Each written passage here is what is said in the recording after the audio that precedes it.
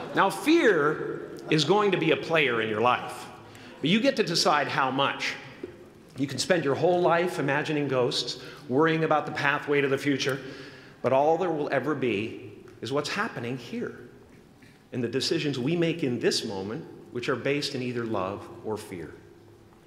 So many of us choose our path out of fear disguised as practicality.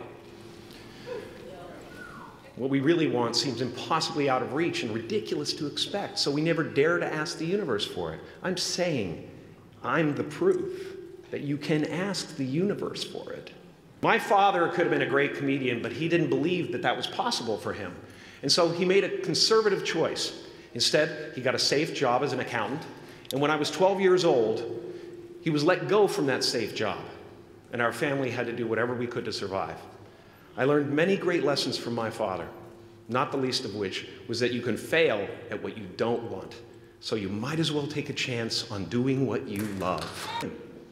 It wasn't long before I started acting up. People would come over to the house and they'd be greeted by a 7-year-old throwing himself down a large flight of stairs. They would say, "What happened?"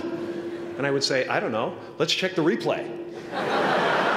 I'd go back to the top of the stairs and come back down in slow motion.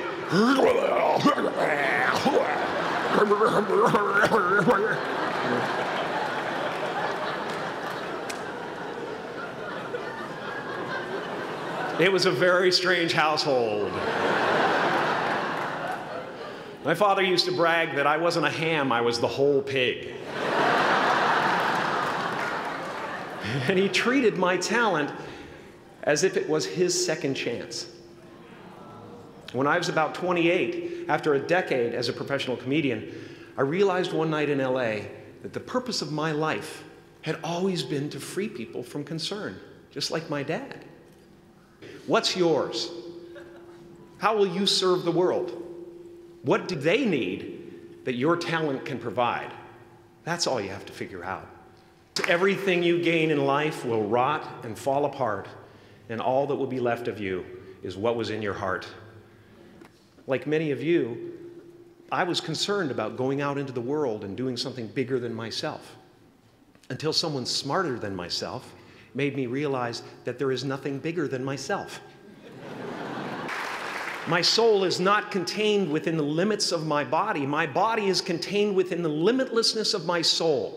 Are you going to look at a person like me and say, "How could we ever hope to reach those kind of heights, Jim?" This is the voice of the ego. And if you listen to it, there will always be someone who's doing better than you. No matter what you gain, ego will not let you rest. It will tell you that you cannot stop until you've left an indelible mark on the earth, until you've achieved immortality. How tricky is this ego that it would tempt us with the promise of something we already possess? So, I just want you to relax. You know, that's my job. Relax and dream up a good life. I had a substitute teacher from Ireland in the 2nd grade that told my class during morning prayer that when she wants something, anything at all, she prays for it and promises something in return, and she always gets what she wants. Well, I'm sitting at the back of the classroom, thinking, wow, my family can't afford a bike, So I went home and I prayed for one. And I promised I would recite the rosary every night in exchange.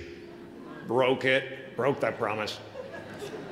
But 2 weeks later, I got home from school to find a brand new Mustang bike with a banana seat and Easy Rider handlebars. My family informed me that I had won the bike in a raffle that a friend of mine had entered my name in without my knowledge whatsoever. So that type of thing has been happening to me ever since. And as far as I can tell, it's just about letting the universe know what you want and working toward it while letting go of how it comes to pass. Your job is not to figure out how it's going to happen for you, but to open the door in your head. And when the door opens in real life, just walk through it. Don't worry if you miss your cue, because there's always doors opening. They keep opening. And when I say life doesn't happen to you, it happens for you, I really don't know if that's true. I'm just making a conscious choice to perceive challenges as something beneficial, so that I can deal with them in the most productive way. Why not take a chance on faith as well? Not religion, but faith. Not hope, but faith.